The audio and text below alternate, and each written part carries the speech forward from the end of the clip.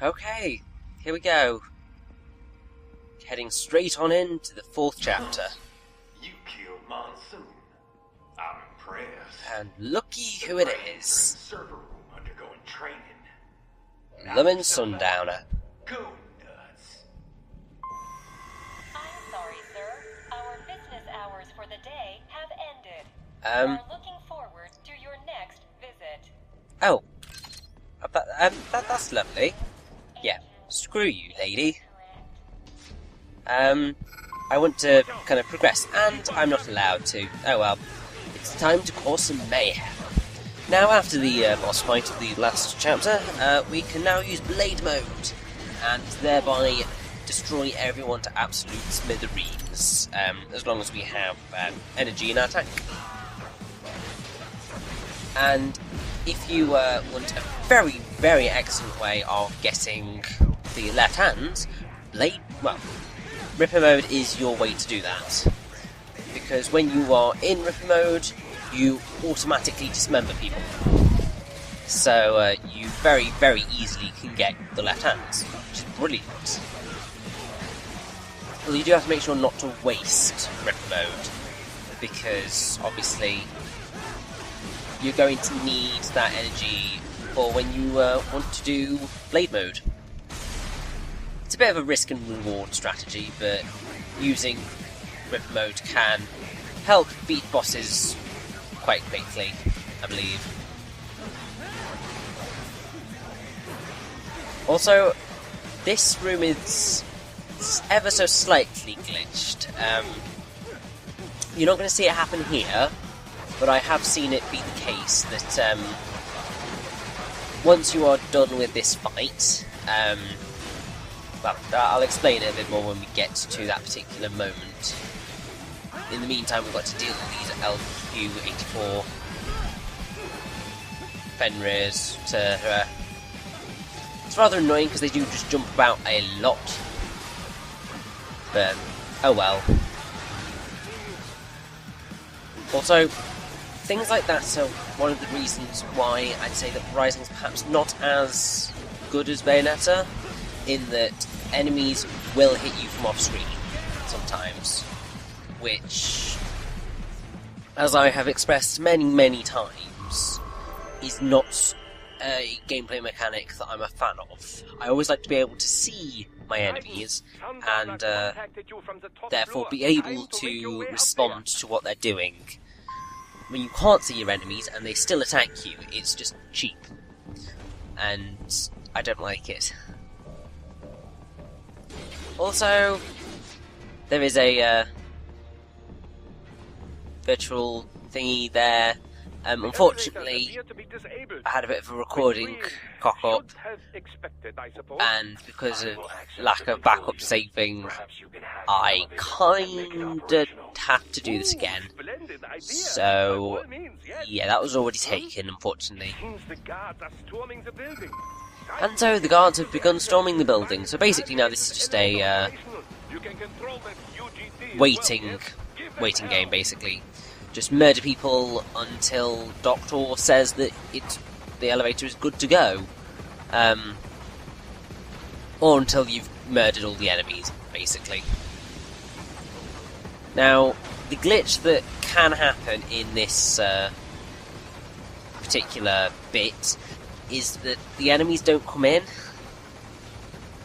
It's really bizarre. Like, really, really, really bizarre. But it does happen. I'm not quite sure what triggers it. I think it may or may not be something to do with Revengeance mode, which is the hardest difficulty in the game. But yeah, there are a couple of things with Rising that are a little bit buggy.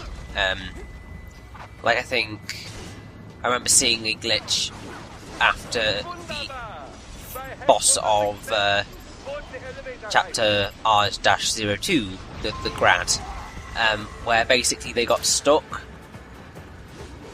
after it because the codec conversation wouldn't load, and you can't open the door until you've had that codec conversation. So they were just completely stuck, and I think they had to reset stuff. which is rather irritating. Can't remember where that was. A lot of people have played Rising, and a lot of people have documented things to do with Rising. So there is a lot of opportunity for where things could have occurred. Although it's only just now that I've realised that the attack control for blooming the gun is on the thing already. Also, this was a kind of slightly stupid move by me, but as you can see, Ripper Mode just rips the hell out of enemies, and particularly for the Mastiffs, this is just so useful. I would not be without it. I mean, I don't know how I played the game without it, because I didn't use it when I first played Rising. I just kind of felt that it was a bit of a waste of energy. How stupid was I? But it does make the game a little bit cheap. So if you want a bit more of a challenge, then not using Ripper Mode is a good idea. Now I have to say, this isn't one of the other chapters that I'm not particularly a fan of. I mean, there's one room that I really like the design of, but I'm not a fan of the rest of it. It's just rather long. Particular bits of the chapter are very enclosed, and I'm just not a fan of the boss. And now that is totally down to my complete ineptitude at using Blade Mode, but I still don't like it. Also, it is perfectly possible for you to just skip these enemies and go into the elevator without doing anything. However, you won't get a grade, I believe, for the battle if you don't kill everything. So, it's up to you, really.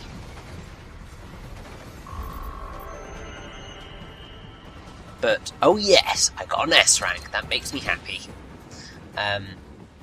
So now that we've done all that, let's hop into the lift. Because I think that's going to be our best option, and I don't know what the hell I'm doing right now. I will point out that there's some of the collectibles that you can get are cards, and I believe you can get to one of them by jumping across the lighting things, where the pillar platform things, where some of the enemies were standing, if you want it. Confidential military projects and technical research are restricted to the upper levels. So that's where the brains in the server room will be, up top. Indeed.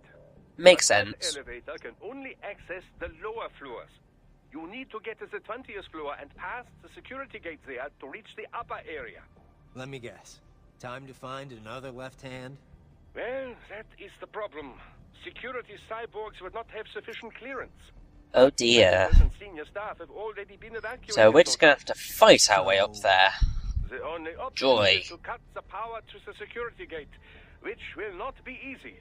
It is Oh, I'm sure powered we'll by no manage, less than 3 Doctor. systems, including a backup power supply. It can't You'll be need to that destroy all of the difficult, electrical control really. I mean, panels to disable them. In any case, oh, you should arrive at the destroying 20th electrical floor panels, that's easy. Come on, Doctor. We've The beaten electrical lots of panels are enemies at most this likely point. hidden in the walls. Use your enhanced AR to search for any unusual heat sources inside the walls there. So yes, this is basically what you need to do, and the game will point out where things are, so it's really not that difficult. What is difficult, however, is if you want to do a particular something, because if you manage to get through this entire area without That's my boy. alerting any guards, you get I believe you get a guard who has a left hand that you can get that you don't get otherwise, which is really mean. It's either that or it's another dwarf gecko. I think it's one of the left hands requires that, and I fail, evidently. Also, these guys are absolute gits. I mean, seriously, how many parries do you have to do?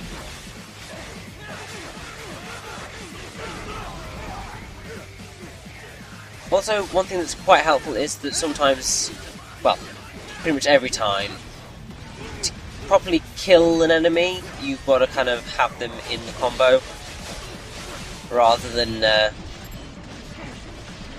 just failing miserably. So, like this guy, even though we've really taken him down a notch, he's only going to die now. Because you have to explode them first. And you can only do that through really heavily causing damage to them. And I don't know why I launched into rhythm mode. I think it's just because I wanted a quicker end to this fight. I really should have gone after the Raptor thing.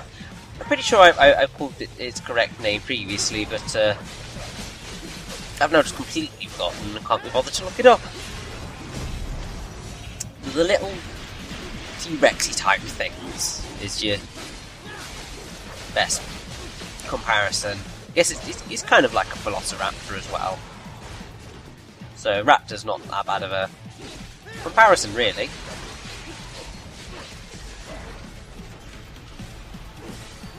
Oh, and of course there's a dwarf gecko in the middle.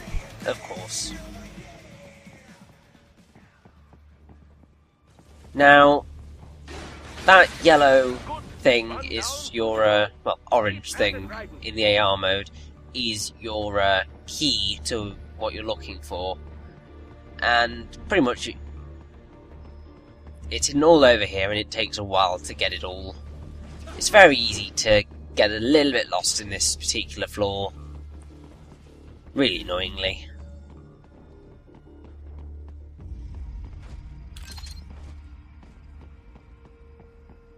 Also, I believe around here is a...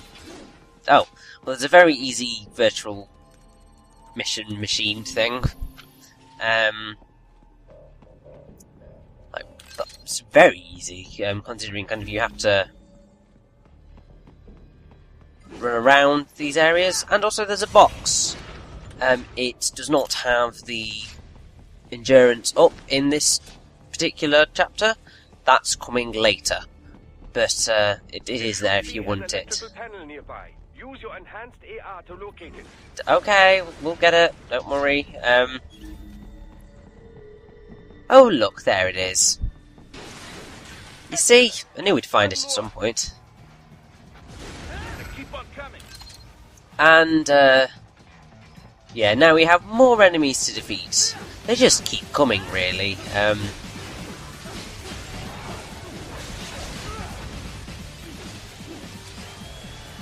Now, one thing that I will say about this chapter is that there are two really, really cool moments in it. One of which you're going to see very soon.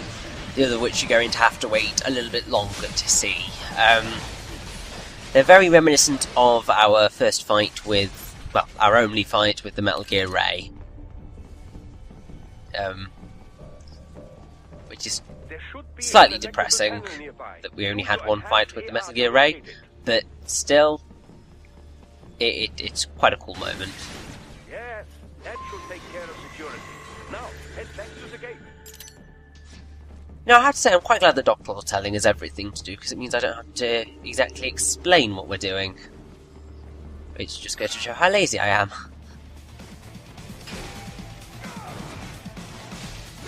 Also, this guy is a git, really.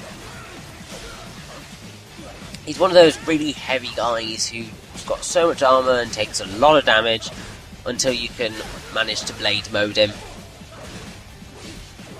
Thankfully, he just takes every hit and really doesn't put up much of a fight. If there's one of the things that I think Rising gets criticised for frequently is that sometimes it's just a bit too easy. And I do mean that seriously. Sometimes it's just that smidgen too easy for its own good. Obviously, if you go on to like Revengeance mode, it's going to be a lot harder. But I think even then, it's really not as challenging as it could have been. Which is fine. I mean, it's really, really bad when you can't beat a game because it's too difficult.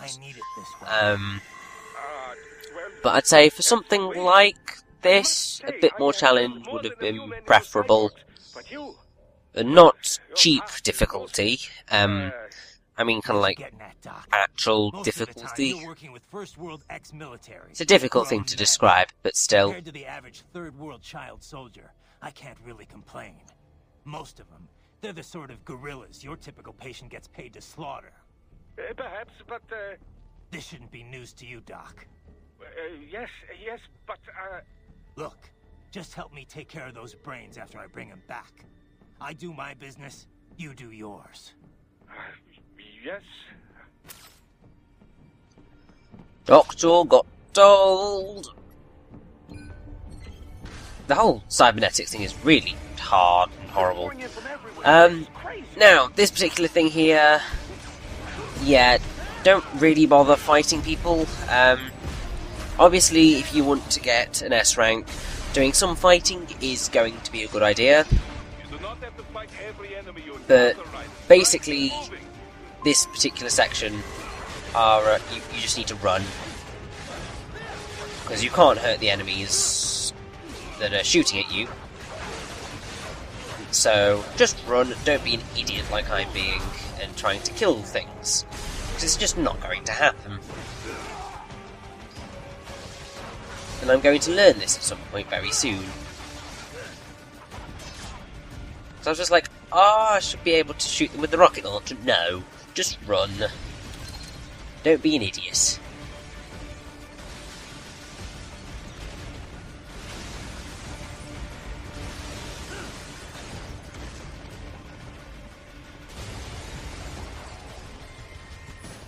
And so we get a little moment of respite. You'd think, lovely, we're at the end of it now, pretty much. There's nothing more is going to happen. We haven't seen the half of it.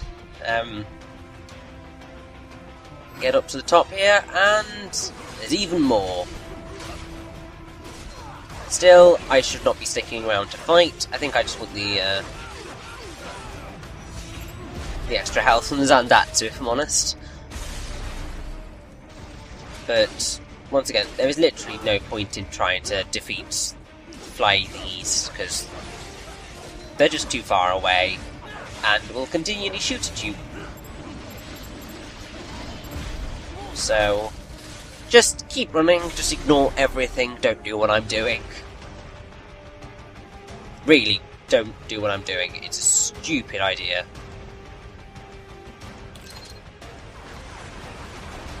Because as you can see, it doesn't really work. And also, am I going to stick around to fight the gecko? Or just blade him? No. Not sticking around to fight you. Sod off. Don't care. Screw the geckos.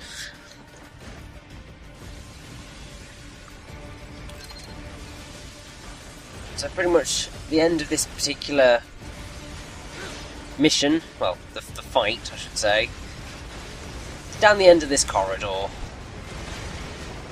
Although in saying down the end of this corridor, there's a little bit more than that, but still. Oh, I forgot about the grad. There's always something in there. But one thing that you can do to make this fight a real joke is ripper mode the heck out of it. You see? That was the boss of Chapter 2. That's what ripper mode does to things. Also, this is quite cool.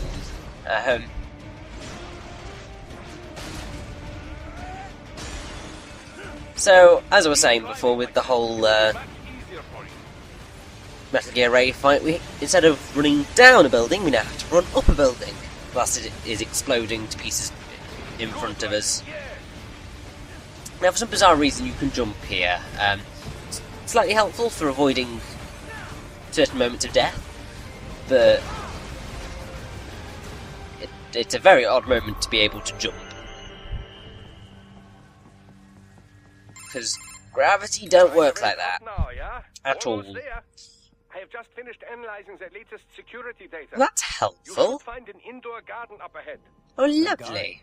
Sounds fancy. That garden sounds absolutely brilliant after that It is an area chaos. set aside for VIPs. Apparently, one of World Marshal's directors is a rather serious Japanese culture enthusiast.